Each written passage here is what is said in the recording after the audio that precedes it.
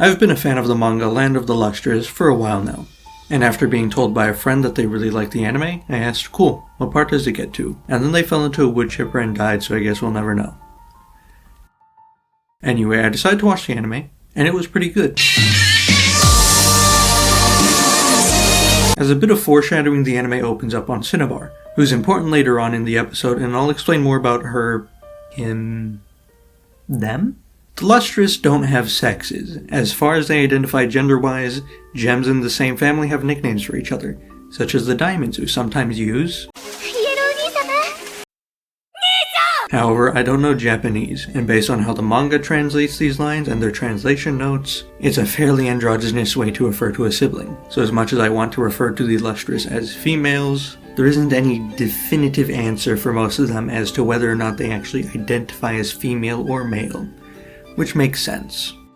Anyway, after the opening shot with Cinnabar, we cut to where the manga starts. Morganite and Goshenite tell our main character, Phosphophyllite, to go see Kongo-sensei, or Master Adamant. I'll be referring to him as Kongo because the manga does, and here's the translation notes for his name at the end of Volume 1. Also, I'll be calling Phosphophyllite Phos because... Phos! I know you're here! Phos! Phos is the youngest gem at around 300 years old. They're the most fragile and have one of the lowest hardness ratings of 3.5. Kongo is the cool and awesome super strong master of the gems. He's basically their father figure, raising them and teaching them everything they need to know before they are assigned a job.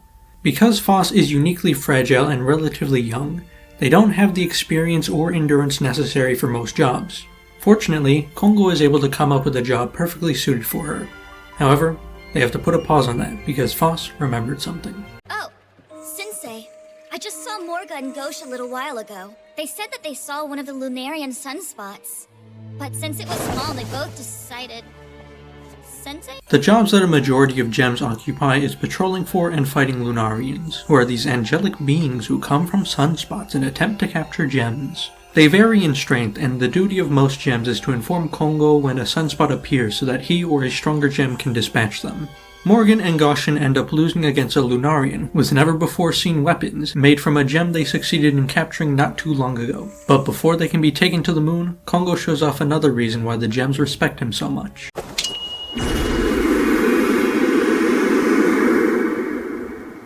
After giving a scolding with enough force to shatter gems that are too close, Kongo tells Phos their new job. Which is why I've decided that you should compile our encyclopedia. And now the story can properly begin. But a minor detour must be made before Phos can start the new job. Best Gem Rutal, my beloved quack doctor, needs to repair the gems that were shattered. Once they've been glued back together and get their powder coatings reapplied, Phos can finally get to work. It's blank? Don't pee! So you're putting all your effort into not doing it? Phos is not a fan of her first job. An encyclopedia is pointless for most of the gems, since they have specialists that know everything about their subject of expertise, and Kongo teaches new gems perfectly fine without such resources. Phos then gets an idea from the pure and noble... Oh! Cinnabar out on night watch might know of something. Oh, come on now! Cinnabar is a gem that nobody knows the location of, which is exactly what Cinnabar wants.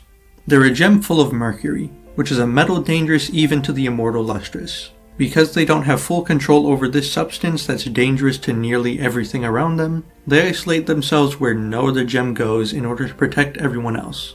And because they go places where no other gem goes, they must have seen things that no other gem knows about. After searching for a while, Phos is attacked at the Cape of Emptiness, which we later find out is a dangerous place to be, and also the place where the gem Heliodor was taken by Lunarians, which is the gem that they had on their arrows earlier. This also happens to be where Cinnabar hides during the day, and they quickly rush to protect Phos and show off the destructive power of their mercury, some of which gets onto Phos when they try to save Cinnabar from falling off a cliff. After getting a bit of medical treatment, Phos learns that Cinnabar is forced to do night patrol, a meaningless job because Lunarians don't come at night. They force themselves to do it because it keeps them away from everyone else and minimizes the chance that she hurts someone. Phos also learns from Cinnabar themselves that the reason they stay at the Cape of Emptiness is the hope that the Lunarians will take them away and find a way to make them useful.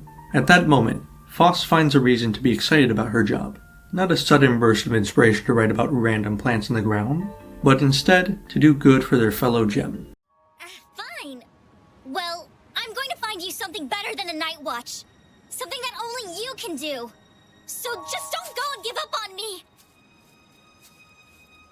Please don't. And don't say you'd rather be on the moon! You hear me? This first episode does so much so right when adapting the manga, and the only season of the anime focuses on the events that transpire in Foss's search for a fun job for Cinnabar.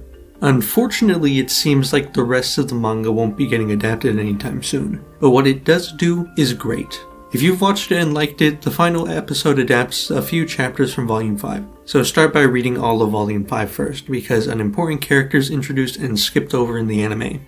Anyway, I'll now be dropping spoilers for the entire anime.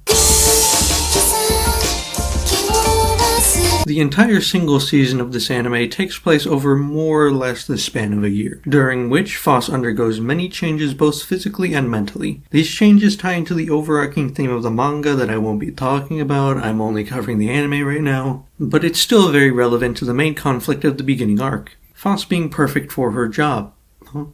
Despite her groaning and moaning and protest, Foss probably would have been pretty good at discovering and documenting the various things in the land of the Lustrous. The issue is that she's like me and only feels that passion when she feels like it. Random plant in the middle of nowhere. I don't know. Snail that only I can talk to. Even after losing up to 2/3 of her memory and even more, her autism is still there. And now that her durability is a non-issue and she has PTSD that the anime doesn't resolve, she's able to fully commit to learning about the Lunarians that she previously could not approach. It also makes her forget why she started being so curious about the world around her. And while trying to put up a front that she didn't forget the promise that Cinnabar really wanted her to keep, it's pretty obvious through Foss's aversion and the job that she ends up giving Cinnabar that she is no longer capable of fulfilling that promise. This is more or less where the anime ends though. There's quite a lot of interesting stuff that it wasn't able to adapt that I won't talk about now, maybe in a future video dedicated entirely to the manga. And I wish this video could be entirely dedicated to how it's a great adaptation. Except all I can say is, it's good, and follows the manga very faithfully. However, I find the way that it adapted Volume 5 interesting, so I'll touch on that a bit.